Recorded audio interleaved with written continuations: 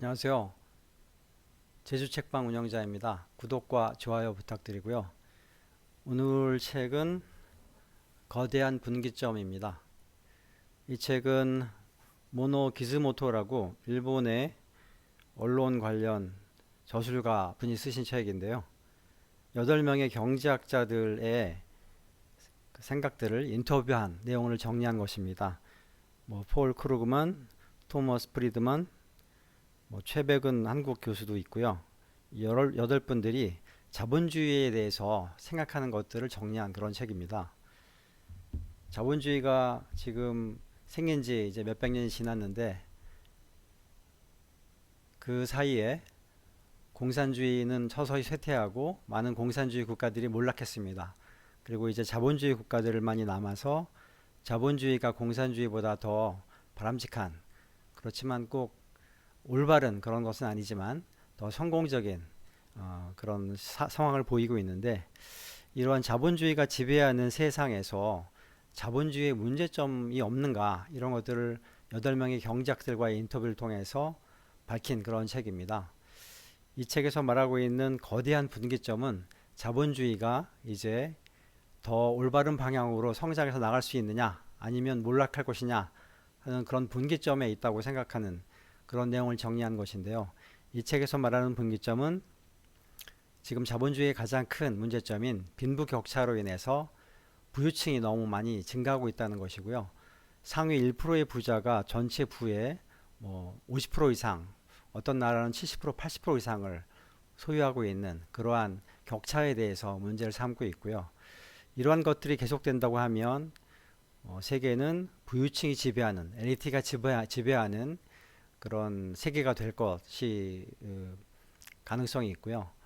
그렇게 되면 많은 가지지 못한 갓난한 사람들의 불만에 의해서 문제가 발생할 수도 있고 폭동이 일어날 수도 있고 사회가 혁명으로 무너질 수도 있다. 이런 우려를 제기하고 있는 내용들입니다. 그러면 이런 것들을 해결하기 위해서 그럼 어떻게 해야 되느냐? 그러면 극소수의 부자들만이 지배하는 세상이 아니라 더 많은 사람들이 중산층으로 올라서서 대다수의 사람들이 중산층으로서 인간으로서의 누릴 수 있는 올바른 그런 생활 수준을 유지하면서 살 수 있는 그러한 환경이 되어야 되지 않겠느냐 하는 것이 이 책에서 제시하고 있는 바입니다. 이 책에서는 이제 바람직한 경제 시스템에 대해서 얘기하고 있는데, 바람직한 경제 시스템은 자본주의가 유일한 것은 아닌 것 같습니다. 지금 많은 나라들에서 자본주의는 이제 수정되고 있는데요. 공산주의에서 얘기하고 있는 모두가 평등하게 살 수 있는 평등한 복지, 이런 것들을 도입해서 유럽의 많은 나라들은 사회주의적 자본주의라는 제도를 도입하고 있어서 보편적으로 많은 사람들이 실업되었을 때 고통을 당하지 않고, 실업에서도 일정한 정부에서 보조하는 그런 보조금을 받으면서 생활할 수가 있고, 그 다음에 은퇴한 이후에도 노령연금을 받아서 은퇴한 이후에도 문제없이 삶을 살 수 있는 그러한 복지국가를 실현하고 있습니다. 그러나 미국 같은 경우에는 이런 사회주의적인 공산주의적인 제도의 도입이 늦어지고 빈부의 격차가 더욱더 심해져서 가진 사람은 더욱더 부자가 되고 갖지 못한 사람들은 더욱더 가난해지는 이런 빈부격차가 굉장히 심해지고 있습니다. 그래서 이러한 것들이 공산주의의 실패한 원인 중에 하나가 모두가 평등하게 똑같이 살아야 되는데 그렇지 못하고 권력자들만 부를 축적하고 권한을 모두 가지고 많은 사람들이 다 같이 가난해지는 그러한 결과로 인해서 경제적으로 실패한 그런 사례가 된 것인데, 마르크스가 처음에 공산주의를 만들었을 때는 사실은 사람에 중점을 둔 것입니다. 많은 사람들이 착취를 당하지 않고 노동자들도 평범하게 평등하게 살 수 있는 그러한 사회를 구현하기 위해서 공산주의를 만들 것인데, 사실은 이데올로기가 아니라 사람에 집중한 것이죠. 그리고 자본주의도 마찬가지로 사람에 집중해야 할 것 같습니다. 부를 가진 사람이 자본을 이용해서 더욱 부자가 돼서 그 사람들만 사는 것이 아니라 모두가 함께 살 수 있는 그런 그 격차가 있는 세상이 아니라 평등하게 살 수 있는 그러한 세상을 만드는 것이 중요하다고 생각이 되고요. 그리고 이제 삶의 의미를 찾는 것도 굉장히 중요하다고 생각이 됩니다. 단지 돈을 벌기 위해서 일을 하는 것이 아니라 내가 일하는 곳에서 삶의 의미를 찾을 수 있어야 인간으로서의 그런 삶의 의미, 또 사는 목적 그런 것들을 깨달으면서 살아야 인간다운 삶을 살 수 있을 것 같으니까요. 그런데 실제로 조사에 의하면 영국인의 37%, 그리고 네덜란드인의 40%, 벨기에인의 30%가 자기가 하는 일이 의미가 없다고 생각하면서 산다고 합니다. 굉장히 문제가 아닐 수 없는데요. 왜냐하면 우리가 하고 있는 일들이 과거에는 사람들에게 기여를 하고 사람들과 함께 더불어서 하는 그러한 일이었는데, 지금 대부분의 사무직 노동자들의 경우에는 컴퓨터에 앉아서 자료를 입력하거나 보고서를 쓰는 일들만 하고 있고, 또는 답변을 쓰는 그런 일들만 하고 있기 때문에 내가 사회에 기여를 하고 있다고 생각하기 굉장히 어려운 그러한 일들이 굉장히 많다고 합니다. 공무원들도 특히 마찬가지인데요.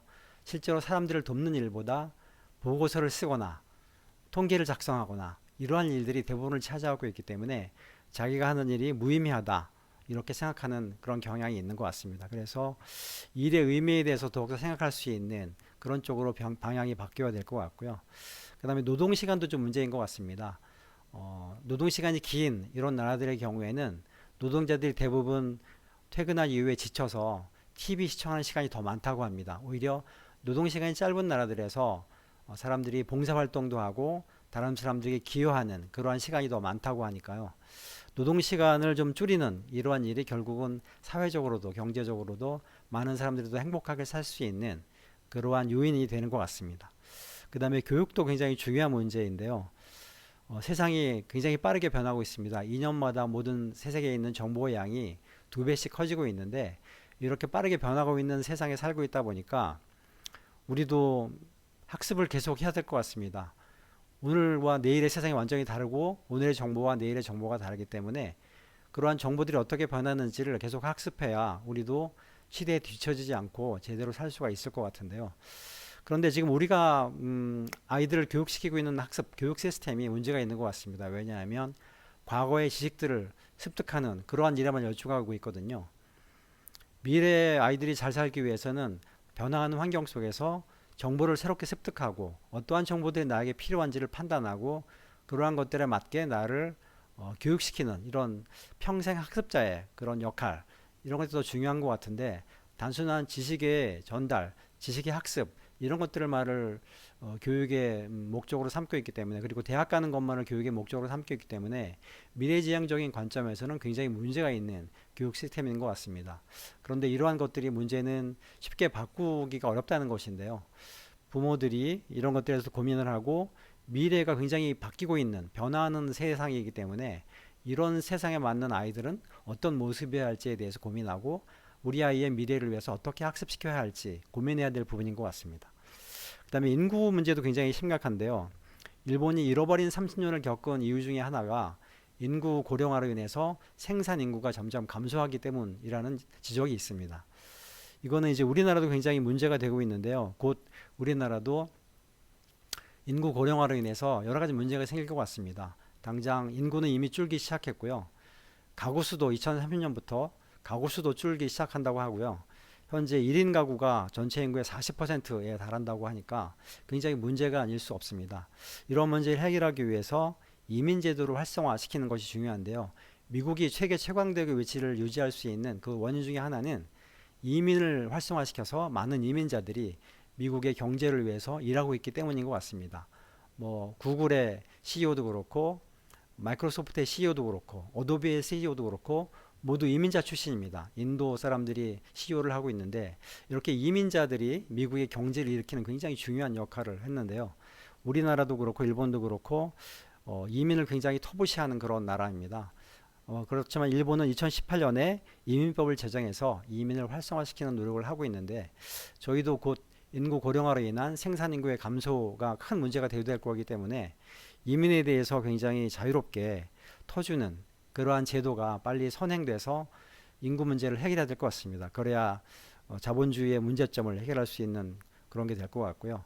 이러한 것들에 대해서 정책을 담당하는 사람들이 많이 고민을 하고 미래의 대한민국을 위해서 어떻게 우리를 바꿔야 할지 이거에 대해서 고민하고 개선하는 그런 노력들이 이어졌으면 좋겠습니다. 이상 오늘 거대한 분기점이라는 책에 있어서 저자들이 얘기한 또 인터뷰를 통해서 얘기한 것들을 한번 얘기해 봤습니다. 고맙습니다.